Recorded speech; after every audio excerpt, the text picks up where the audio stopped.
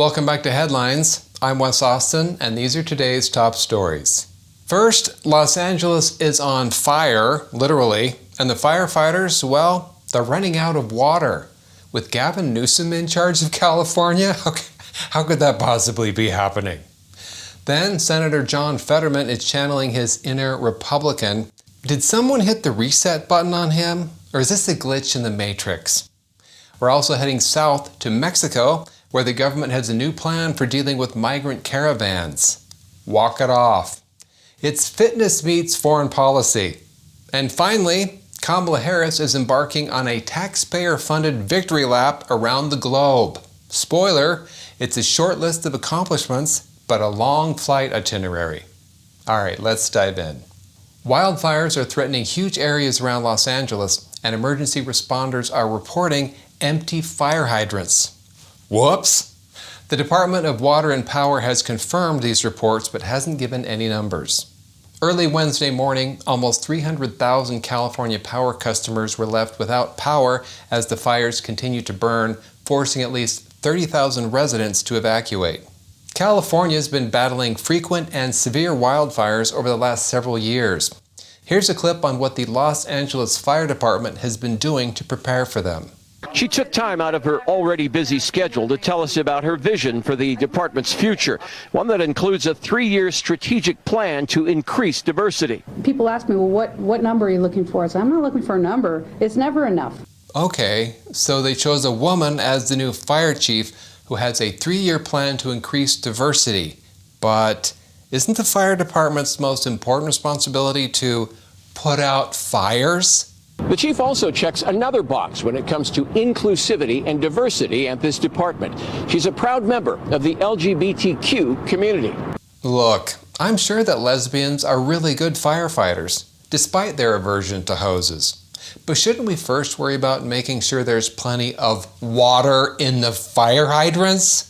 Every day, the LAFD is called upon to respond to crises, and today it is taking a step to resolve one of its own. The department's first ever Diversity, Equity, and Inclusion Bureau will launch in January, 1 year since its first ever female fire chief, Kristen Crowley, was appointed. The people in charge of the Los Angeles Fire Department are so focused on DEI that they forgot the first step of fighting fires: water. Turns out diversity can't put out a burning house. Maybe before hiring the most diverse fire team in history, they should have asked, does anyone know where the water is? Maybe we can get some help from Los Angeles Mayor Karen Bass. Unfortunately, she's not able to help deal with this crisis as her city burns to the ground because she is in Africa for the Ghana president's inauguration.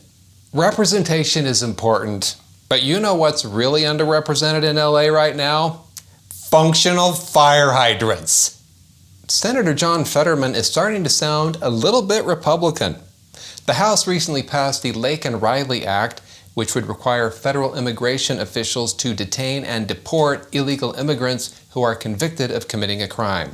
To remind everybody that we have hundreds and hundreds of thousands of migrants here illegally that have convicted of crimes. And why, I don't know why, who wants to defend to allow them to remain in our nation after that? So I don't know why anybody thinks that it's controversial that they all need to go. Fetterman is making so much sense, I'm starting to think that his stroke rebooted him like a factory reset on your phone.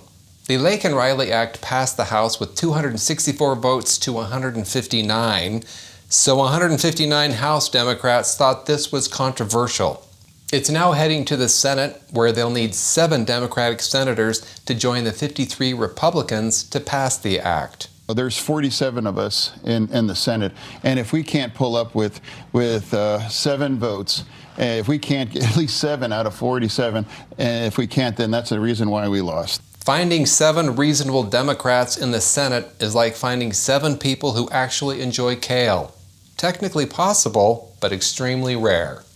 The Mexican government is implementing a policy of dispersion and exhaustion to reduce the number of migrants reaching the U.S. border after President Trump threatened them with 25% tariffs on goods unless they stop the illegal border crossings.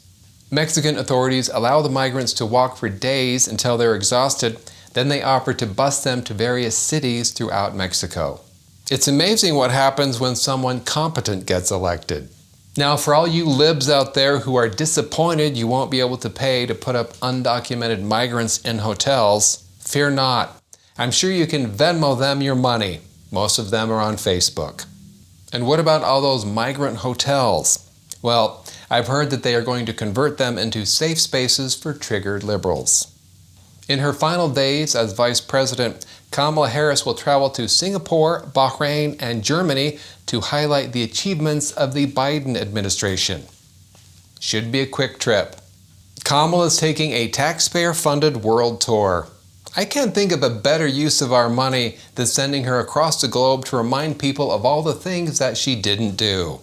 Looks like their idea of reducing their carbon footprint is to fly around talking about how they plan to reduce it. If Kamala just wanted to highlight all of Biden's achievements, couldn't she just send them a blank postcard? Just a reminder that every Thursday night I'm doing a YouTube Live at 10 p.m. Eastern, 7 p.m. Pacific. Hope to see you there. Thanks for watching Headlines. I'm Wes Austin. Good night.